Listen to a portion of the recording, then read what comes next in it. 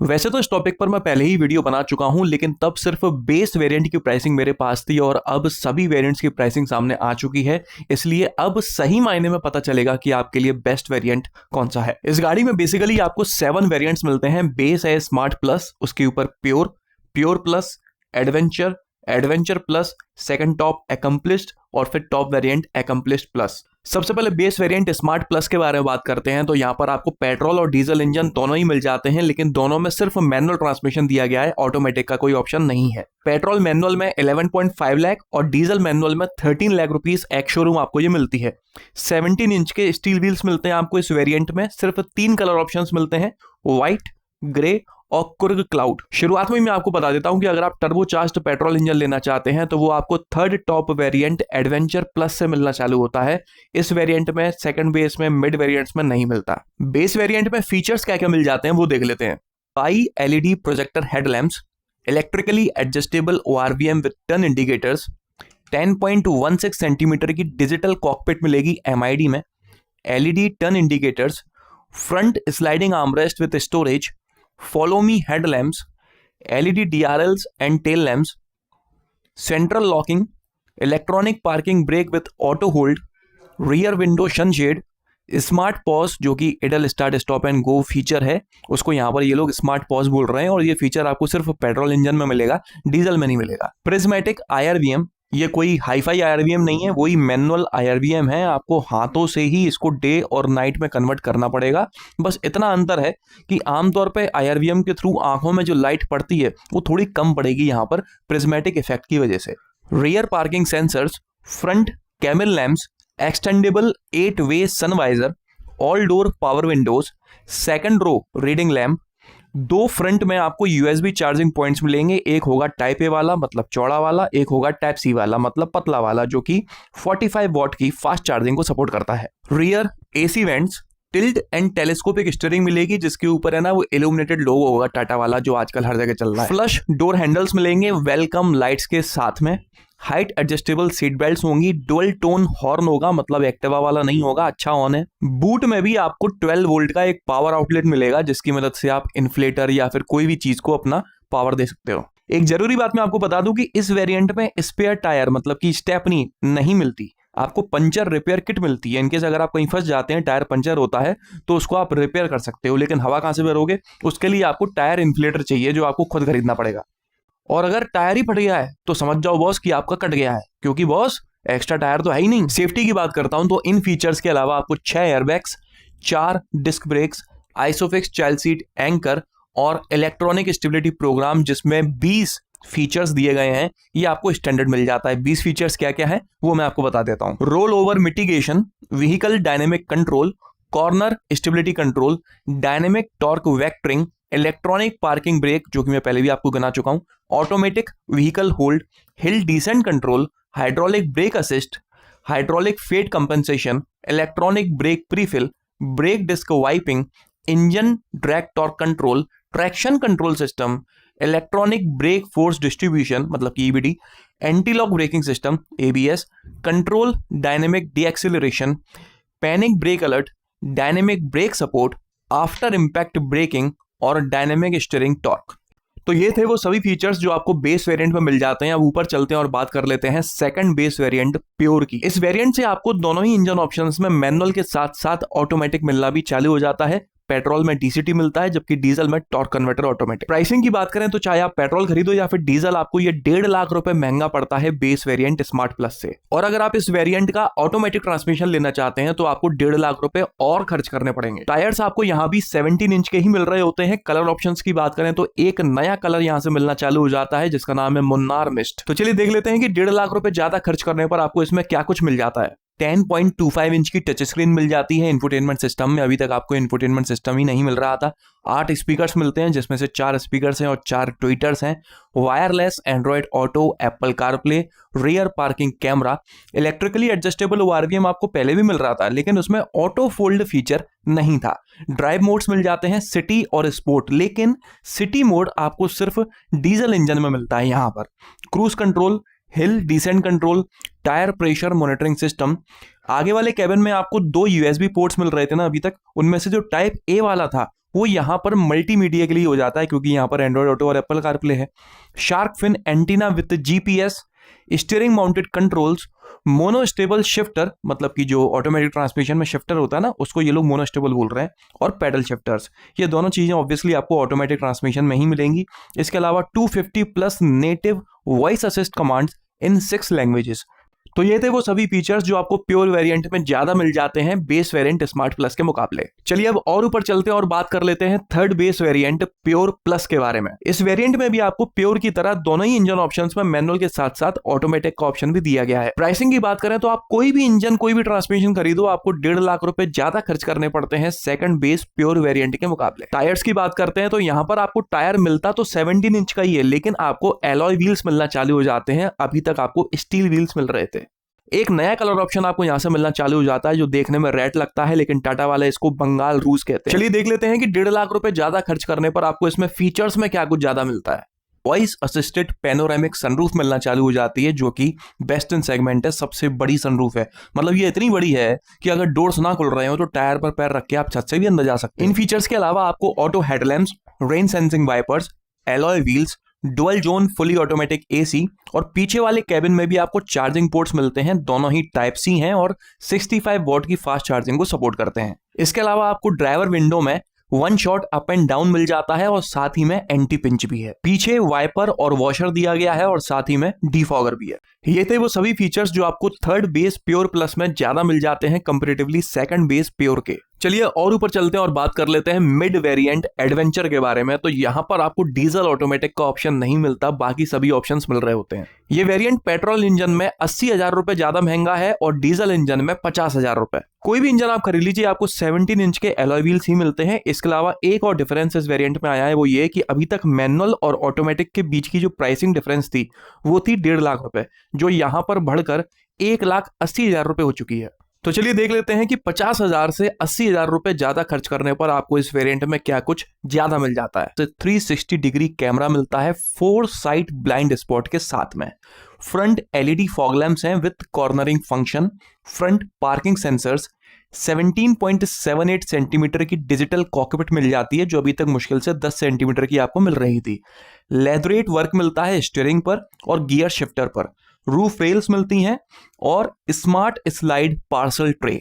ये थे वो सभी फीचर्स जो आपको एडवेंचर में ज्यादा मिल जाते हैं प्योर प्लस के मुकाबले। ऊपर चलते हैं और बात कर लेते हैं third top variant adventure plus के बारे में। इस वेरिएंट में आपको 3 चेंजेस देखने को मिलेंगे। पहला, naturally aspirated petrol engine DCT में जो अभी तक आपको मिल रहा था, यहां से वो मिलना बंद हो जाता है।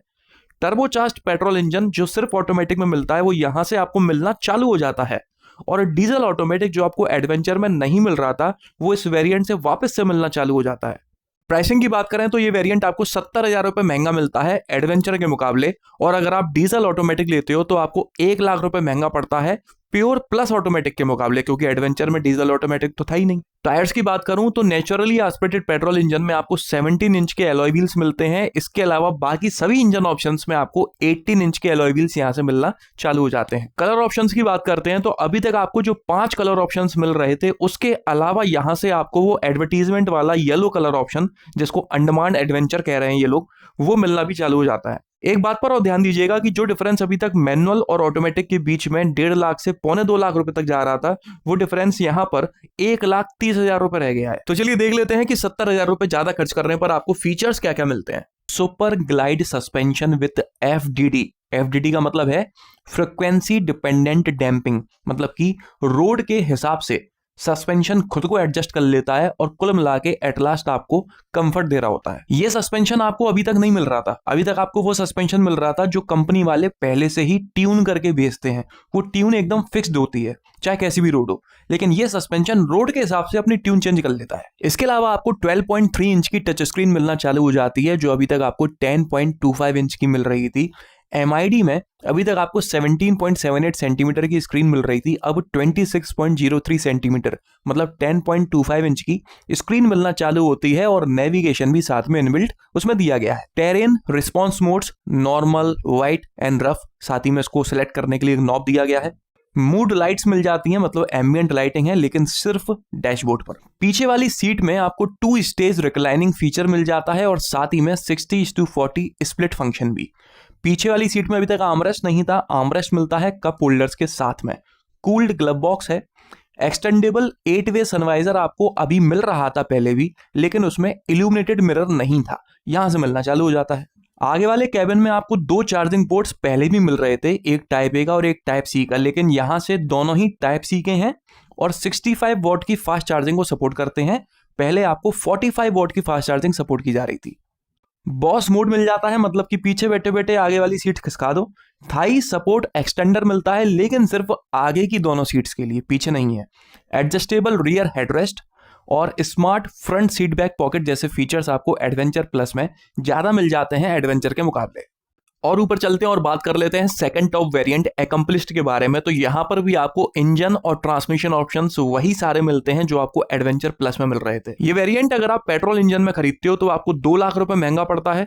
डीजल मैनुअल में खरीदते हो तो 1,80,000 रुपए, डीजल ऑटोमेटिक में खरीदते हो तो 1.5 लाख रुपए महंगा पड़ता है। यहाँ आप दोबारा से ध्यान दीजिएगा कि डीजल ऑटोमेटिक और मैनुअल के बीच का डिफरेंस अब घटकर सिर्फ 1 लाख रुपए रह गया है। टायर्स की बात करें तो पहले की तरह ही यहाँ पर आपको नेचुरली एस्पिरेटेड पेट्रोल इंजन में 17 इंच का ही एलॉय मिल रहा है, लेकिन बाकी सभी इंजन ऑप्शंस में आपको 19 इंच का एलॉय मिलना शुरू हो जाता है। चलिए देख लेते हैं कि 1.5 से 2 लाख रुपए ज्यादा खर्च करने पर आपको फीचर्स क्या क्या मिलते हैं। हेड अप डिस्प्ले मिल जाता है, इसमें इतने सारे फीचर्स हैं कि आपको इंस्ट्रूमेंट क्लस्टर देखने की जरूरत पड़ेगी ही नहीं। डॉल्बी एटमॉस का 5.1 सराउंड सिस्टम दिया गया है। 12 JBL स्पीकर्स दिए गए हैं, subwoofer, sonic shaft, sound bar और सेंट्रल स्पीकर के साथ में। अभी तक आपको बेसिक 8 स्पीकर्स मिल रहे थे, यहां से 12 मिलते हैं।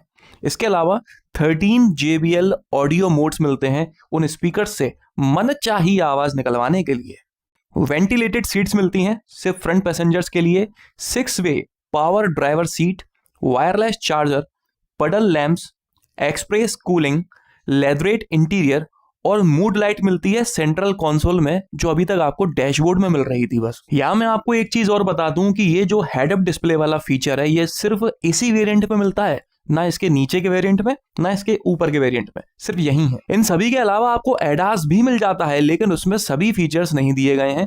टोटल इस गाड़ी में 22 फीचर्स मिलते हैं एडास के, जिनमें से 13 फीचर्स आपको सेकंड टॉप एकम्प्लिश्ड में दिए गए हैं। इन सभी फीचर्स को आप अपनी स्क्रीन पर देख सकते हो। तो ये थे वो सभी फीचर्स जो आपको सेकंड टॉप वेरिएंट में ज्यादा मिल जाते हैं थर्ड टॉप एडवेंचर प्लस के मुकाबले। और अब आखिर में बात कर लेते हैं टॉप वेरिएंट एकम्प्लिश्ड प्लस के बारे में। इस वेरिएंट में आपको नेचुरली एस्पिरेटेड पेट्रोल इंजन नहीं मिलता है, सिर्फ टर्बोचार्ज्ड पेट्रोल और डीजल दिया गया है। इस वेरिएंट को अगर आप पेट्रोल इंजन में लेते हो तो आपको 1 लाख रुपए ज्यादा देने हैं, डीजल में लेते हो तो 1,30,000 रुपए ज्यादा देने हैं। टायर्स की बात करें तो इसमें आप कुछ भी खरीदो आपको 19 इंच के टायर्स ही मिलेंगे। सबसे पहले तो आपको यहाँ पर ट्रिपल स्क्रीन सेटअप मिलता है डैशबोर्ड पर। अभी तक आपको 2 स्क्रीन मिल रही थी, एक म्यूजिक सिस्टम की और एक इंस्ट्रूमेंट क्लस्टर की। यहाँ से आपको एक जो को पैसेंजर बैठा होता है ना, उसके लिए भी एक डेडिकेटेड स्क्रीन दी गई है। इसके अलावा welcome and goodbye animation, bi LED booster headlamps, आपको बाई एलईडी हेडलैम्प्स पहले ही मिल रहे थे। यहाँ से जैसा कि नाम से समझ में आ रहा है, बूस्टर हेडलैम्प्स, इनकी लेंथ और कवरेज एरिया बेटर होगा। Progressive side indicators, air purifier with AQI display, powered tailgate with gesture controls, 6-way power driver seat with memory and welcome function। power driver seat आपको पहले भी मिल रही थी, लेकिन उसमें मेमोरी और वेलकम फंक्शन नहीं था। पीछे वाले पैसेंजर्स के लिए 2 चार्जिंग पोर्ट्स आपको पहले भी मिल रहे थे जो 65 वॉट की चार्जिंग को सपोर्ट करते थे।